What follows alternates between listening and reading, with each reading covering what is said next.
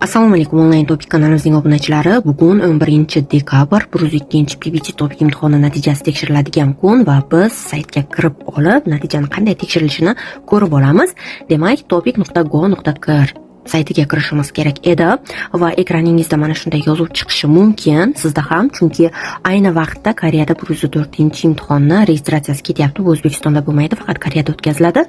Bizga bu narsa kerak emas, shu sababli ham homepejni o'ziga o'tib olamiz va o'tganimizdan so'ng bizga mana shunday oyna ochiladi. Buni yopishni bosib, yuqoridagi ikkita tugmadan bittasini bosamiz, ya'ni ikkinchisini. Ya'ni bu yerda biz natijamizni tekshirishimiz kerak. Shu sababli ham so'nggi plugin bosib olishimiz kerak bo'ladi va endi biz qaysi imtihonga kirganmiz, shu narsani demak sontak qilishimiz kerak, ya'ni tanlab olishimiz kerak. Masalan, biz 102 PBT natijasini tekshiryapmiz, shu sababli ham PBT ni bosamiz. Hali vaqtidan erta bo'lgani uchun 102 topik imtihoni degan yozuv chiqqani yo'q, oxirgisi 101 bo'lgan. Hech qisi yo'q, bosib qo'yaveramiz. Mana bu yerda demak siz imtihonning raqamini kiritishingiz kerak bo'ladi.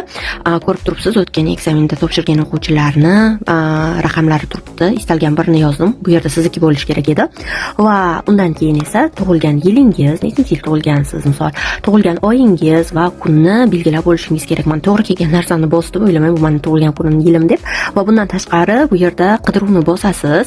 Qidiruvni bosganingizdan so'ng mana bu yerda o'zi pastda sizning natijangiz kelib chiqishi kerak bo'ladi. Albatta raqamlar to'g'ri kiritilgan bo'lsa kelib chiqadi. Men o'zim noto'g'ri informatsiyani kiritganim uchun menda hech narsa chiqmadi.